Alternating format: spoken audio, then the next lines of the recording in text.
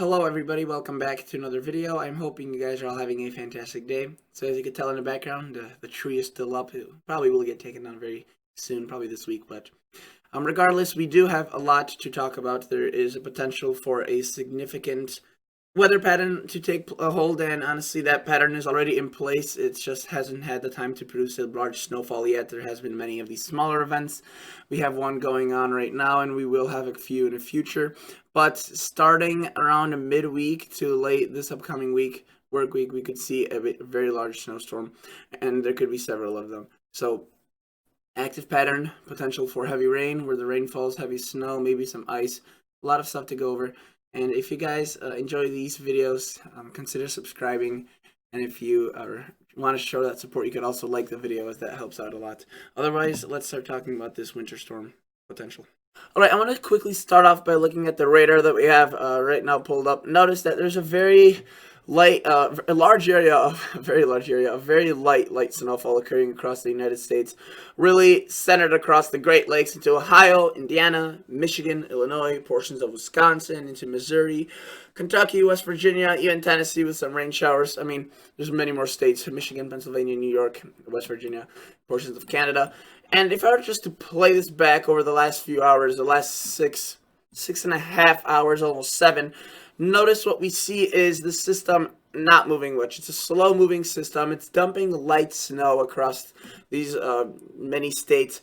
It's even, if it's prolonged over one area, it doesn't do that much snowfall, maybe an inch or two, even 3 in the higher amounts.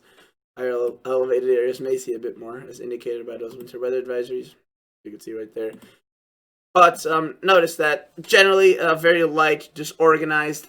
Again, it's moving into Pennsylvania, upstate New York. There will be some lake effect off here. As you can see, lake effect snow warnings. Those amounts will be very, very heavy. Not for lake effect, I guess, if you will. There have been heavier lake effect events.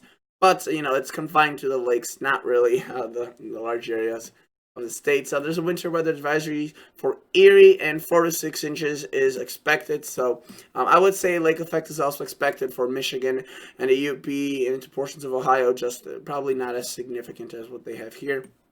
Notice the system continues to kind of churn along, really just random. I mean, it's tough to predict, where one of these little clusters will show up. We do have a bit of activity, actually, a winter storm warning across South Dakota. If you recall, we looked at that yesterday. A bit of snow and rain across Montana. This, you could see, is dumping a bit of snow across these locations. Some pretty good amounts, right? But, again, that will most likely be dwindling as it reaches the plains. Maybe a bit of snowfall expected. Notice we do have a blizzard warning across portions of Wyoming. Overall, nothing too much. A bit of snow across potentially the North Carolina and South Carolina mountains. Sorry, North Carolina and Tennessee. I don't think it's bordering South Carolina, but not enough to get it in there. Colorado, we have winter storm watches. Notice that this is not for the one we have upcoming, but it's going to be associated with that system potentially in a few days, actually almost a week from today. So very far out, but the impacts will begin. And notice 4 to 6 inches, 6 to 12 as you go higher. Otherwise, relatively calm, nothing too significant. Canada still seeing snow from that system that occurred across the upstate in New York area. There were some pretty heavy amounts of snow across the Northeast with that system. Notice that if we were to look at this across the Midwest, again, these amounts are fairly light, 1 to 2 inches. That's from actually yesterday. But Chicago, 0.8, 0.6, a bit more into Iowa, nothing too significant. Notice into Pennsylvania, a bit of some heavier amounts of snow. But then, look at these amounts right here. That's rather impressive. We have some snowfall reports up to 24 inches, and that's just from 24 hours. If we were to do 48, notice some more get in, and we do have several approaching that 2-foot mark, and then quite a bit above that 1.5 feet, and then a lot over a foot of snow. Again, obviously, it was further inland, not necessarily the coastal areas. Let's start talking about this. So right now we have the GFS, the GFS model. It's the operational one, the one that has been used for many years, and probably will be replaced by the GFS Parallel this upcoming year. I mean, and that happens every few years. They make a new model that has better formulas, better analysis to predict better weather. in the hopes of predicting better weather. Notice that we have that system pulling away, right? Strong winds that will kind of help the lakes get that lake effect snow, or get the lakes turned on, and that that wind does blow some of that showery activity onto Michigan, the UP. Obviously, the heaviest off of Lake Erie, where again they have that lake effect snow warning and that winter weather advisory for the Pennsylvania area of Lake Erie. Notice that clipper that is occurring right now across Montana, right? It spills into Nebraska, Iowa. It's really, weak. However, these systems are kind of unpredictable. Sometimes you may think they put out a bit more, sometimes a bit less. So I would not be surprised to see a few snow showers and a few flurries, producing potentially maybe an inch or even two across portions of Nebraska, Iowa, even maybe just north of St. Louis. Notice we do see another disturbance, kind of almost two in parallel right there, coming just further off Lake Superior. Right, tracks all the way from Canada. It's very far out as of now in terms of distance, but it's especially the one over here. It speeds up. This one a little bit further. It's a bit closer right now, center across central Ontario. Notice this thing could push into central Illinois, northern Indiana into late Tuesday. That could produce a bit of light snow. Again, that's it for now. This active pattern isn't looking that active if you were just to look at this week. We do have a bit of a clipper system, an actual pretty strong one right here. Earlier, it was thought that, maybe a nor'easter would come of this. At this point, the phasing looks just too distant, and maybe for Atlantic Canada, something of more noteworthiness.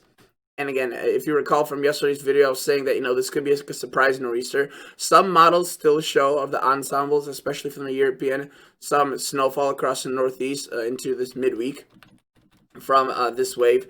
But it's definitely a bit less than what they have been showing. Again, it could still change. It's around 100 hours out. Yesterday was around 150 hours out. Notice what we do see, though, is the Pacific, right? It starts acting up and it starts sending moisture through Mexico, New Mexico, Texas. And look at that. It starts sending out these little shoots, right? While it's not looking too significant with this, sometimes these little insignificant events could turn rather significant. And if there's enough moisture, enough cold air, this could drop a quick 2 to 4 inches across, say, Kansas, Oklahoma. Maybe not Oklahoma City, but further towards the mountains where the cold air is more available. Notice that's not the big storm. Nothing comes of that. However, we see more Pacific moisture in eastern and south Pacific moisture, kind of around the Baja area. And notice these two systems just have so much moisture, they just start pummeling this funneling this into, say, Minnesota, Wisconsin. Notice, look at that, the Dakotas. This is just one model run. Their models, basically, if you look at the ensembles, show snow anywhere from here all the way to potentially here with this storm. So there's a lot of variations, and of course it could snow across here, but what I'm saying is that you'll probably get impacted by precip if you live across the Midwest and the Northeast, as well, as this does not stop in the Midwest. It just keeps plowing forward. Now, what type of precip you'll get is too far out. If you were to look at the GFS, you'd say, oh, look, confidently, Milwaukee, Chicago, St. Louis, you're going to see rain. Again, this is actually one of the more northern scenarios, as again, there are quite a few models that show it further to the south, plenty that show it kind of just across the Illinois, Iowa, Missouri area with the heavy snow, and there is quite a few that show it similar to what the GFS is showing right now. Notice that it does show ice, some sleet. Where the snow is falling, it will be heavy as there's an abundance of precip. Notice that this is a long-term event. It starts really early Sunday, actually even late Saturday across the upper plains. It continues through most of Sunday into Monday and into Tuesday for the Midwest. Still lots of snow on the backside, and it pushes into the Northeast again, according to this scenario being more of a rainmaker versus a snowmaker for the coastal areas. A bit of potentially a thud of snow you can see right there, but again, this is way too far out for any guidance, confidence. Notice that this is now Wednesday and the system's still going on. And then after that, the pattern still looks active with a lot of precipitation from the south, the west funneling in, and these systems just keep going. And again, obviously the models are very unconfident, right? All over the place, in other words. Total snowfall, if a scenario like what we just saw would unfold, you could see heavier to the north, inland areas seeing more snow across the northeast, not getting much snow towards the south or into Missouri, Illinois, and the west seeing quite a bit, as there will be an abundance of precip. Again, the higher elevated areas will benefit the most from that. In terms of rainfall, as there will be a rainy side to this system. Notice there's some good amounts right across the south, Southern California, where they need that rain the most. Will be some decent rains, and 384 hours, just full range. Notice it does show even more. Let's go back to, say, the Canadian model. So this is another model we look at, and let's take a look at its total snowfall, first of all. Notice it's different, right? It does not show as heavy snow to the north. Shows it more displaced to the to the south across Illinois, Indiana, Ohio, and it's really just a mess, to be honest, at this point. The models are relatively confident that the system will occur. That's what I'll give them. You know, that it's actually surprising how confident they are. Almost all ensembles are showing a system, which is good. You know, it's the worst case scenario when you say have like a nor'easter and some show it, some don't.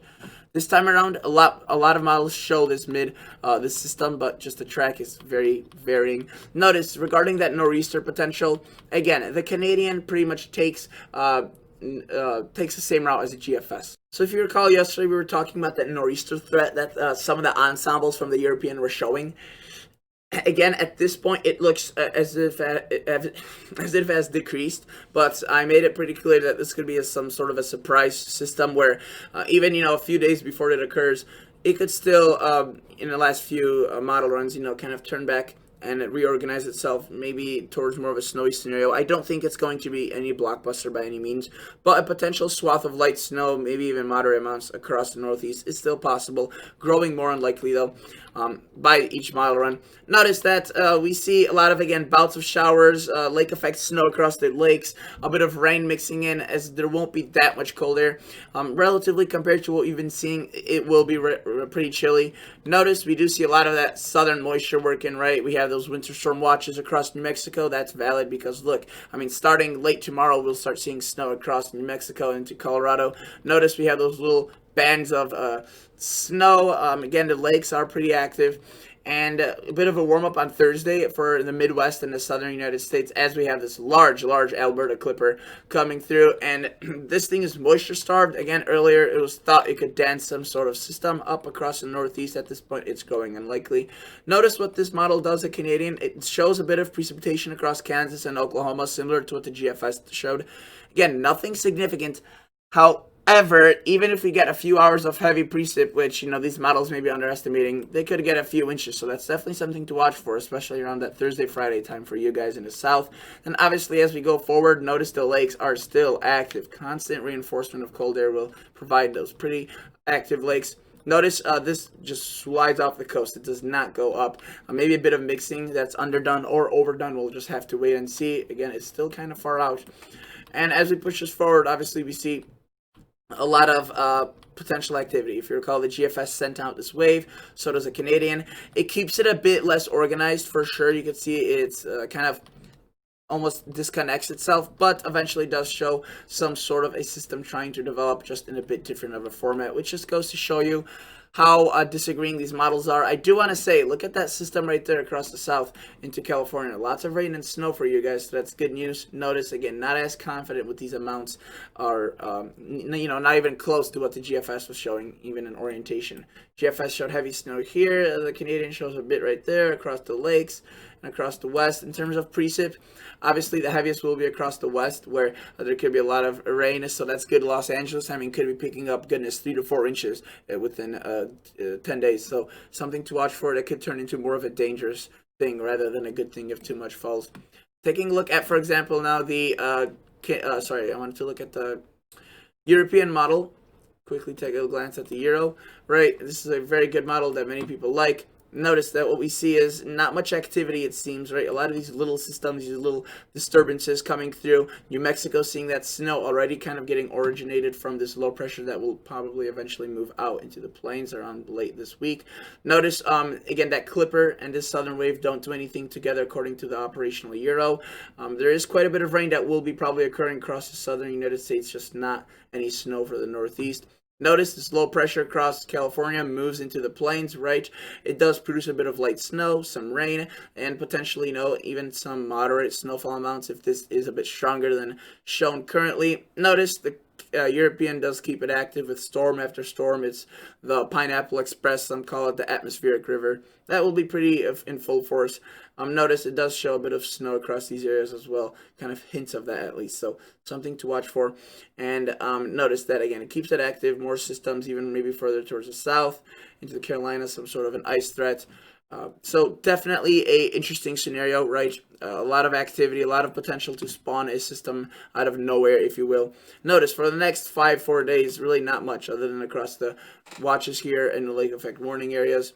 But as we push us forward and future, right, the amounts add up and potentially rather quickly. Again, the European and the operational models I'm showing you right now are some of the more gentle models in terms of the snowfall amounts. Some of the ensembles show way heavier amounts. Right, this isn't really anything to go home about or even call this an active pattern just by looking at these snowfall amounts. But the atmospheric support is there. We have that negative NAO. That blocking is sufficient enough to potentially produce. And the Pacific jet stream is also just piling in loads of moisture, which is also helping out a lot. Notice diversion 16 GFS, so the GFS parallel. In terms of snowfall, what it does show is, again, these little disturbances, these little clippers. Nothing for the Northeast, but notice around that Saturday, Friday time frame, it does start showing snow and potentially quite a bit of it in some locations. Again, lots of snow for the Sierra, and in terms of rainfall, there will be quite a bit. Let's just look at the total QPF. Notice, especially, I do want to say, it's also going to be raining across the Gulf areas, kind of the Gulf Coast states. As this won't be snow, but it will be rain, so I guess that's good news. If it is dry, I wouldn't imagine it's that dry, especially since it's winter. But notice that we have a lot of rain across the west, right, into Southern California, which is great news. The Northeast, the up inland areas will see a bit of snow, and that's mainly from the lakes. But a lot of this may be falling more as of a rain rather than a snow thing. Now, I do want to say that there's, again, a lot of stuff that could go either way. And I've been saying that, and I do want to show you. Because if you were just to look at these models, you'd be like, oh, what's the storm threat? One next weekend, and that's about it. Well, let me show you. So, let's take a look at the model viewer. This is the GFS 31 members. Notice for this nor'easter threat, just take a look at the Northeast. I'm zoomed in on the Northeast because I want to focus on it. Earlier yesterday, it was potential that Saturday and Sunday could see some sort of a system. Right now, you can see not really anything at all. Some models do point a bit of snow across Kentucky, West Virginia right there, but nothing significant, and that seems to be the case. Now, as we push this forward, what we see is that first system on Monday and Sunday starting to develop. And notice, a lot of variance, right? Some models show the coastal areas getting hammered. Some show more of Pennsylvania. Some show just completely into Canada and upstate New York. Sorry, into upstate Northeast, including upstate New York. And some just really don't do much out of anything with that. So, again, if you were to take a more of a northern plain track, that would obviously mean more rain for the Northeast. A more southern track, that would mean more snow potential. Notice, just look at these little icons and see them fill in. It's kind of hard to keep track of all of them. Stops at 300 because this model run is still processing. But look at that. There's quite a bit of potential for snow, right?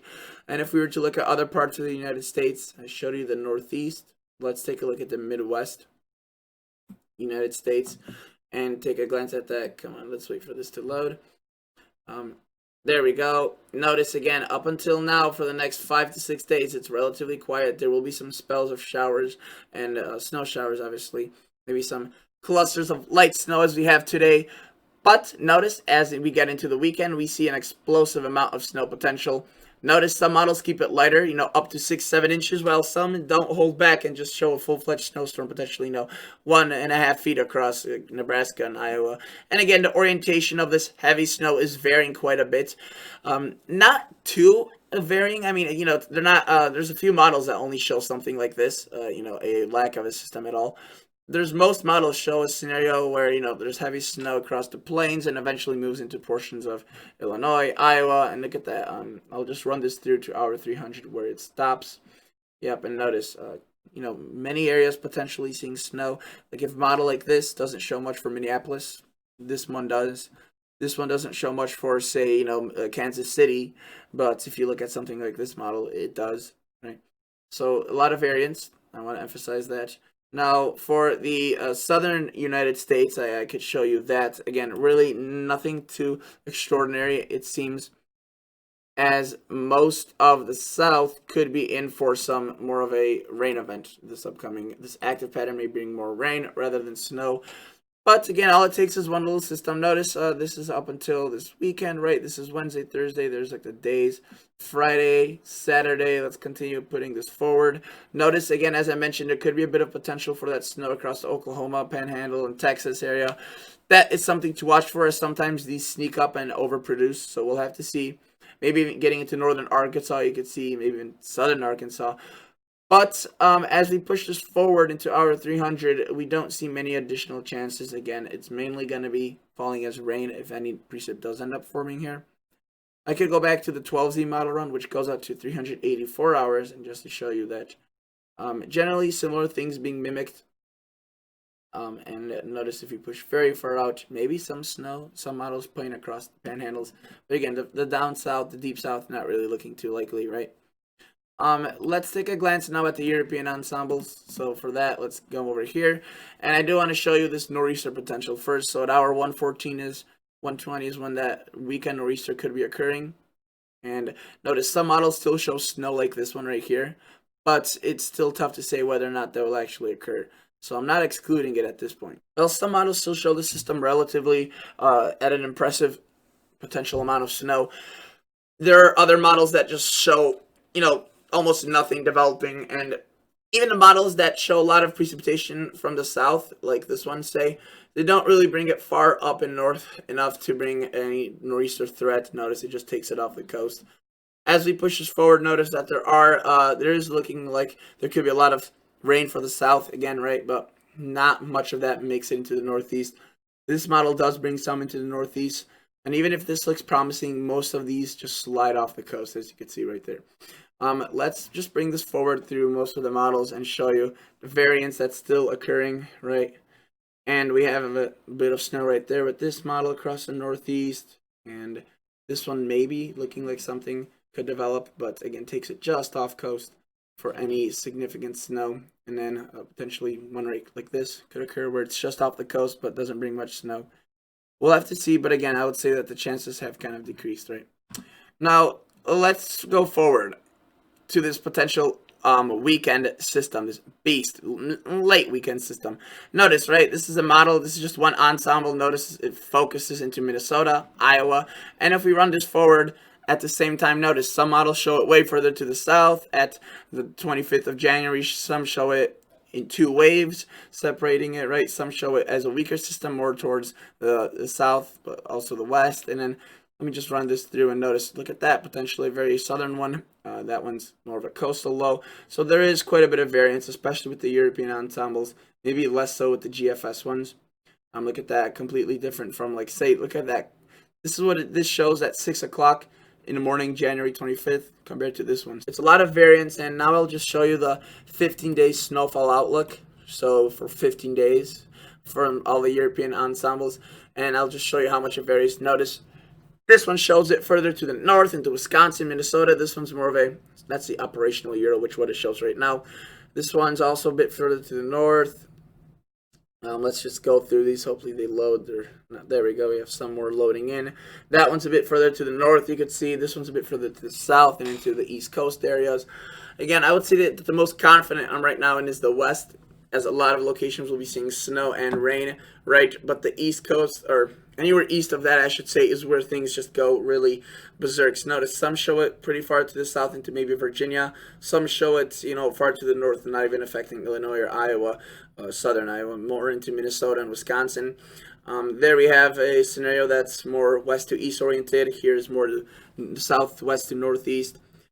Again, it's an active pattern regardless. It looks like to be a very active pattern, and these storm chances are still running very high. Look at that. That's taking a very southern track into Carolina, South Carolina, Georgia, North Carolina.